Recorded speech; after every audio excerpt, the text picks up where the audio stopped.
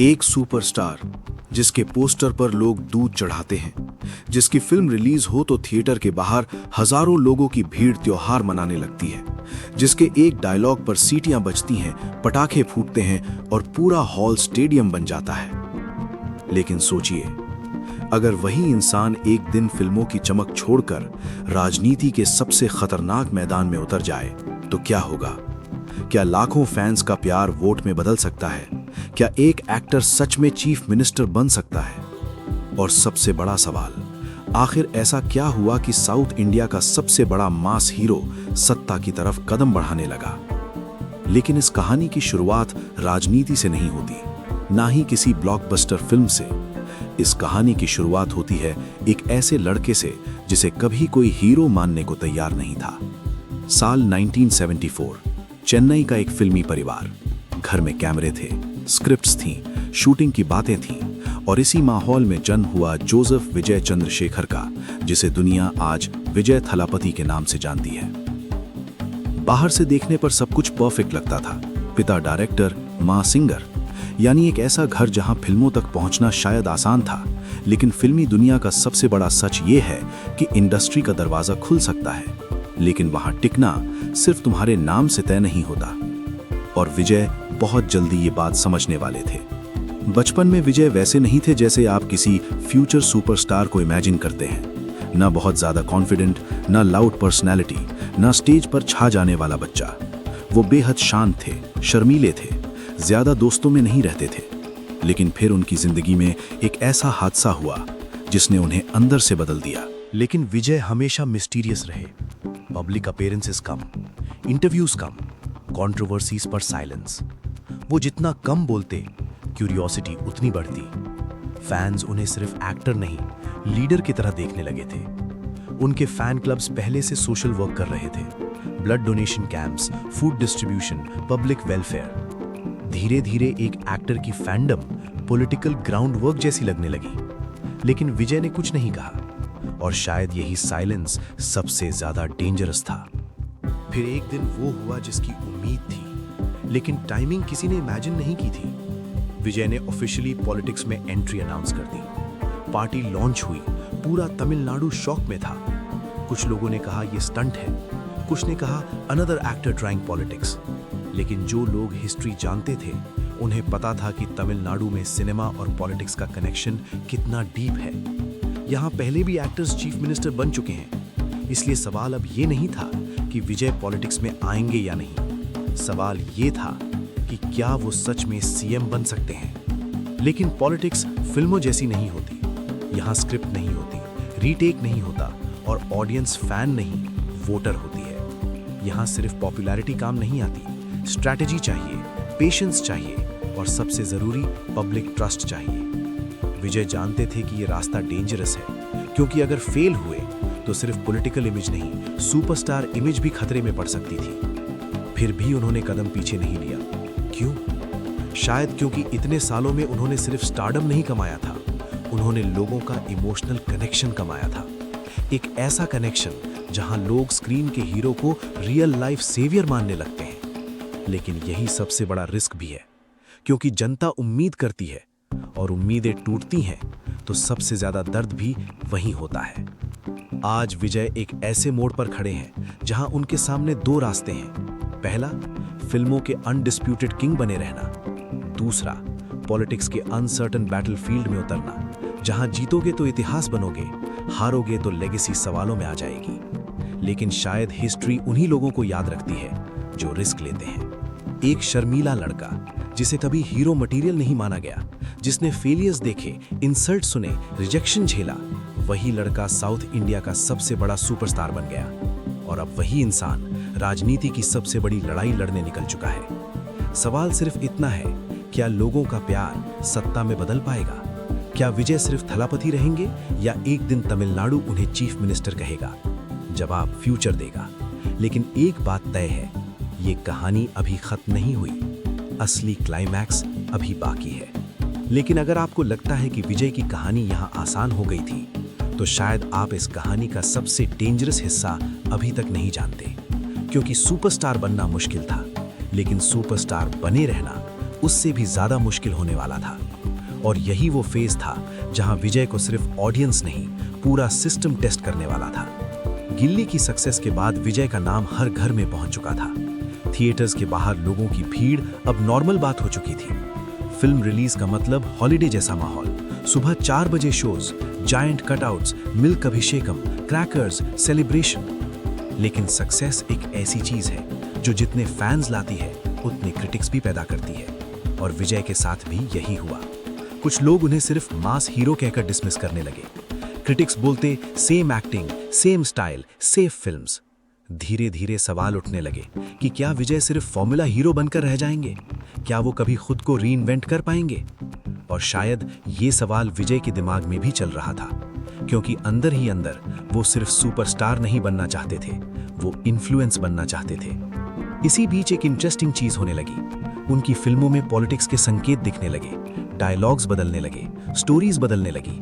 Screen पर एक ऐसा हीरो दिखने लगा जो सिर्फ विलन से नहीं लड़ता था, सिस्टम से लड़ता था। करप्शन, इनजस्टिस, पॉलिटिकल मैनिपुलेशन, ये सब थीम्स उनकी फिल्मों में आने लगे, और ऑडियंस ने इसे नोटिस किया, बहुत ध्यान से नोटिस किया। फिल्म तुप्पाकी, फिर कत्थी, फिर मर्सल, हर फिल्म के बाद विजय का इमेज बदल रहा था। अब वो सिर्फ एंटरटेनर नहीं थे, लोग उनके डायलॉग्स को पॉलिटिकल मैसेज की तरह डिकोड करने लगे थे। खासकर मर्सल के बाद जब कुछ डायलॉग्स पर कंट्रोवर्सी हुई, अचानक नेशनल लेवल पर डिबेट्स शुरू हो गई। कुछ लोग उनके सपोर्ट में आए, कुछ खिलाफ खड़े हो गए। लेकिन एक चीज क्लियर थी, विजय अब सिर्फ एक्टर नहीं रहे थे, वो डिस्कशन बन चुके थे। और हिस्ट्री गवाह है, जब कोई एक्टर डिस्कशन बनने लगे, पॉलिटिक्स ज्यादा दूर नहीं होती।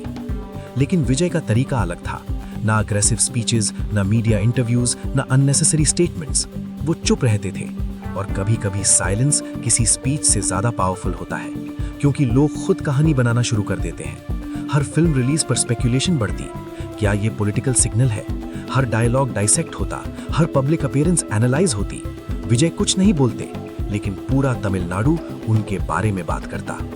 फिर आया वो फेज जिसने साबित किया कि विजय सिर्फ स्क्रीन तक लिमिटेड नहीं थे। उनके फैन क्लब्स जो पहले पोस्टर्स लगाते थे, सेलिब्रेशंस करते थे, सडनली सोशल वर्क करने लगे। Blood donation camps, food drives, education support, public help. और यहीं एक्सपर्ट्स को पहली बार लगा कि ये सिर्फ फैंडम नहीं है, ये स्ट्रक्चर है, ये ऑर्गेनाइजेशन है, और अगर सही डायरेक्शन मिली तो यही फैन क्लब्स पॉलिटिकल मशीनरी बन सकते हैं। लेकिन पॉलिटिक्स सिर्फ पॉपुलैरिटी से नहीं चलती, पॉलिटिक्स परसेप्शन से चलती है, और परसेप्शन बनाने के लिए टाइमिंग सबसे बड़ा वेपन होती है। विजय शायद सही वक्त का इंतजार कर रहे थे, क्योंकि वो जानते थे कि तमिलनाडु की पॉलिटिक्स में एंट्री लेना किसी बैटलफील्ड में कदम रखने जैसा है। यहाँ लेगेसी मैटर करती है, यहाँ इमोशंस मैटर करते हैं, और सबसे बड़ी बात, यहाँ सिनेमा और पॉलिटिक्स का रिश्ता डेकेड्स पुराना है। अगर तमिलनाडु की हिस्ट्री उठाकर देखो तो यहाँ कई एक्टर्स पॉलिटिक्स में आए, और कुछ ने हिस्ट्री भी लिखी। इसलिए जब विजय का नाम पॉलिटिक्स से जुड़ने लगा, लोग इसे मजाक में नहीं ले रहे थे। फैंस ऑलरेडी उन्हें फ्यूचर लीडर कहने लगे थे। लेकिन क्रिटिक्स कहते स्क्रीन हीरो और रियल लीडर में फर्क होता है, और शायद ये बात विजय भी जानते थे। लेकिन फिर वो मोमेंट आया जिसने स्पेकुलेशन को रियलिटी में बदल दिया। विजय ने ऑफिशियली अपनी पॉलिटिकल पार्टी लॉन्च करने का फैसला किया। जैसे ही अनाउंसमेंट हुई, इंटरनेट एक्सप्लोड कर गया। सपोर्टर्स खुश थे, क्रिटिक्स स्केप्टिकल थे, मीडिया कंफ्यूज थी। कुछ लोग इसे मास्टर स्ट्रोक बता रहे थे, कुछ करियर रिस्क। क्योंकि इमेजिन करो, जिस इंसान के पास ऑलरेडी सुपरस्टारडम हो, अनलिमिटेड फेम हो, वेल्थ हो, वो पॉलिटिक्स जैसे अनसर्टन रास्ते पर क्यों जाएगा? शायद जवाब पावर नहीं था, शायद जवाब लेगेसी थी। क्योंकि सिनेमा में विजय पहले ही सब कुछ जीत चुके थे, records, fame, fan base, superstardom. अब बचा क्या था?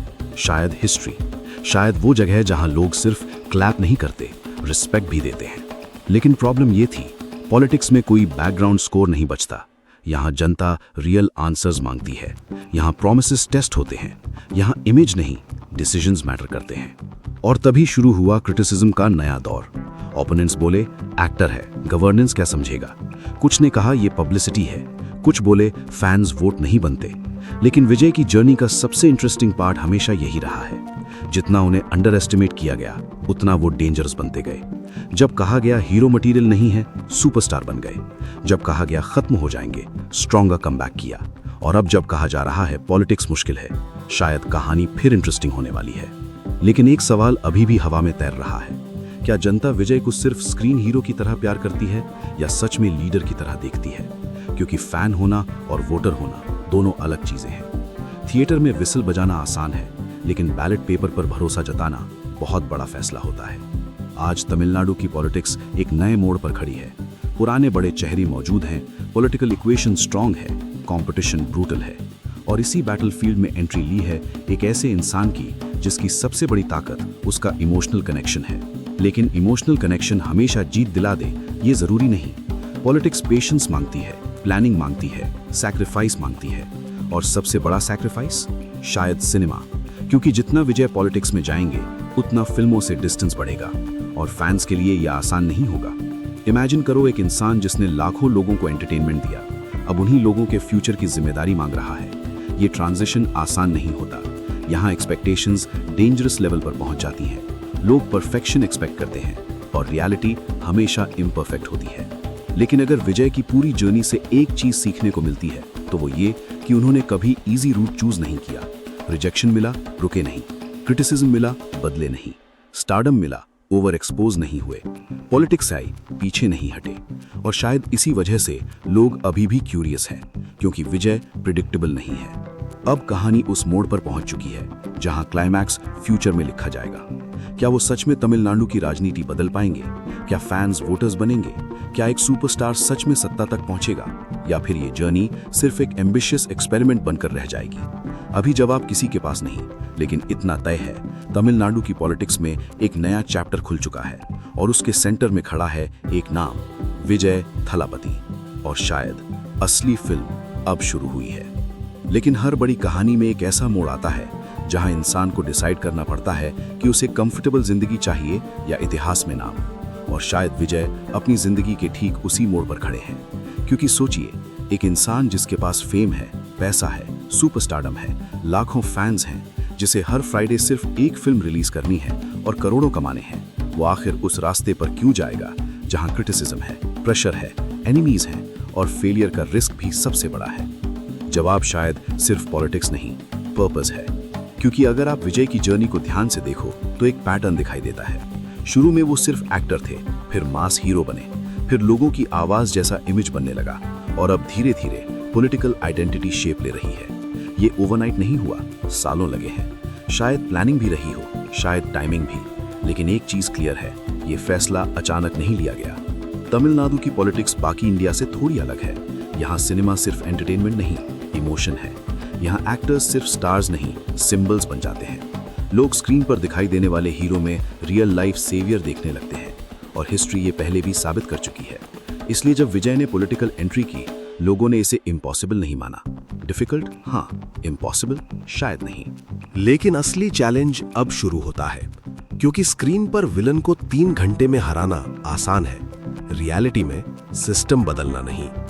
यहाँ डायलॉग्स नहीं चलते, पॉलिसीज चलती हैं। यहाँ फैन क्लब्स नहीं, ग्राउंड वर्कर्स चाहिए। यहाँ इमोशन जरूरी है, लेकिन स्ट्रैटेजी उससे भी ज्यादा जरूरी है। और सबसे बड़ी बात, यहाँ जनता सवाल पूछती है, बहुत टफ सवाल। क्या विजय उन सवालों के जवाब देने के लिए तैयार है? क्या वो क्रिटिसिज्म हैंडल कर पाएंगे? क्योंकि फिल्म इंडस्ट्री में फ्लॉप के बाद कमबैक पॉसिबल होता है, पॉलिटिक्स में एक गलत कदम सालों की मेहनत खत्म कर सकता है, और उनके अपोनेंट्स यही इंतजार करेंगे। हर स्टेटमेंट एनालाइज होगी, हर डिसीजन जज होगा, हर साइलेंस का मतलब निकाला जाएगा। शायद पहली बार विजय एक ऐसे स्टेज पर है जहां कैमरा सिर्फ क्लैप के लिए नहीं, स्क्रूटनी के लिए भी ऑन रहेगा। लेकिन अगर किसी चीज ने विजय को यहां तक पहुंचाया है तो वो है पेशेंस। उन्होंने कभी जल्दी नहीं की, कभी ओवर एक्सपोज नहीं हुए। बाकी स्टार्स इंटरव्यूज करते रहे, कंट्रोवर्सीज क्रिएट करते रहे, लेकिन विजय ने मिस्ट्री बनाए रखी। शायद यही उनकी सबसे बड़ी स्ट्रेंथ है। लोग उन्हें समझना चाहते हैं, डीकोड करना चाहते हैं, और जितना कम वो बोलते हैं, क्यूरियोसिटी उतनी बढ़ती जाती है। फैंस के लिए विजय सिर्फ एक्टर नहीं है, कई लोगों के लिए वो इमोशन है, इंस्पिरेशन है, होप है। यही वजह है कि जब उनकी पॉलिटिकल एंट्री की खबर आई, लोगों ने इसे पर्सनल लेवल पर लिया। कुछ एक्साइटेड हुए, कुछ इमोशनल, और कुछ डर गए। क्योंकि अगर विजय पॉलिटिक्स में पूरी तरह उतरते हैं तो इसका मतलब है सिनेमा धीरे धीरे पीछे छूट सकता है, और फैंस के लिए ये किसी एरा के खत्म होने जैसा होगा। लेकिन शायद हर सुपरस्टार की जिंदगी में एक फेज आता है जहां उसे खुद से पूछना पड़ता है कि क्या सिर्फ अपलॉज काफी है, और शायद विजय का जवाब नहीं था, क्योंकि अपलॉज टेम्पररी है लेकिन इम्पैक्ट परमानेंट हो सकता है। शायद वो उस इम्पैक्ट की तलाश में है। लेकिन ये रास्ता रोमांटिक नहीं है, पॉलिटिक्स ब्रूटल है। यहाँ लॉयल्टी बदलती है, अलायंसेस बदलती हैं, नैरेटिव्स बदलते हैं। यहाँ लोग आपको ऊपर भी उठाते हैं और गिराते भी हैं। यहाँ सिर्फ अच्छे इंटेंशंस काफी नहीं होते, लीडरशिप प्रूव करनी पड़ती है, विजन दिखाना पड़ता है, लोगों को कन्विंस करना पड़ता है कि आप सिर्फ पॉपुलर नहीं, केपेबल भी हैं। और यही विजय की सबसे बड़ी परीक्षा होगी। आज उनके सामने करोड़ों लोगों की उम्मीदें हैं। कुछ लोग उन्हें फ्यूचर सीएम मानते हैं, कुछ लोग अभी भी डाउट करते हैं, कुछ कहते हैं ये वेव है, कुछ कहते हैं ये सिर्फ फैंडम है। लेकिन ट्रूथ क्या है, शायद ये आने वाला वक्त बताएगा, क्योंकि पॉलिटिक्स में कोई गारंटीड एंडिंग नहीं होती। यहाँ क्लाइमैक्स जनता लिखती है। लेकिन अगर आप शुरुआत से आखिर तक इस कहानी को देखो तो एक बात समझ आती है, ये सिर्फ एक एक्टर की कहानी नहीं है, ये उस इंसान की कहानी है जिसे शुरुआत में रिजेक्ट किया गया, जिसका मजाक उड़ाया गया, जिसे कहा गया कि हीरो मटेरियल नहीं है, जिसने फेलियर्स देखे, क्रिटिसिज्म झेला, लेकिन हर बार स्ट्रॉन्गर होकर वापस आया। और शायद यही वजह है कि लोग अभी भी उन्हें अंडर एस्टिमेट करने से डरते हैं, क्योंकि हिस्ट्री बताती है विजय को अंडर एस्टिमेट करना अक्सर महंगा पड़ता है। एक शाय लड़का जिसने अपनी बहन को खोने का दर्द देखा, एक स्ट्रगलिंग एक्टर जिसे इंडस्ट्री ने सीरियसली नहीं लिया, एक सुपरस्टार जिसने लाखों लोगों के दिल जीते, और अब एक पॉलिटिकल फेस जो शायद तमिलनाडु का फ्यूचर बदलने का सपना देख रहा है। कहानी लंबी रही है, मुश्किल रही है, लेकिन खत्म अभी भी नहीं हुई, क्योंकि कुछ कहानियां एंडिंग से नहीं, पॉसिबिलिटी से याद रखी जाती हैं, और विजय की कहानी अभी पॉसिबिलिटी पर खड़ी है। हो सकता है आने वाले सालों में लोग उन्हें सिर्फ थलापति ना कहें, बल्कि चीफ मिनिस्टर कहकर पुकारें, या हो सकता है ये सफर किसी और दिशा में चला जाए। लेकिन चाहे जो हो, एक बात हमेशा याद रखी जाएगी कि एक ऐसा लड़का जिसे कभी कोई हीरो मानने को तैयार नहीं था, उसने पूरी दुनिया को अपनी तरफ देखने पर मजबूर कर दिया। अब फैसला जनता के हाथ में है, और असली क्लाइमैक्स अभी लिखा जाना बाकी है, क्योंकि कुछ फिल्में थिएटर में खत्म होती हैं और कुछ कहानियां इतिहास में।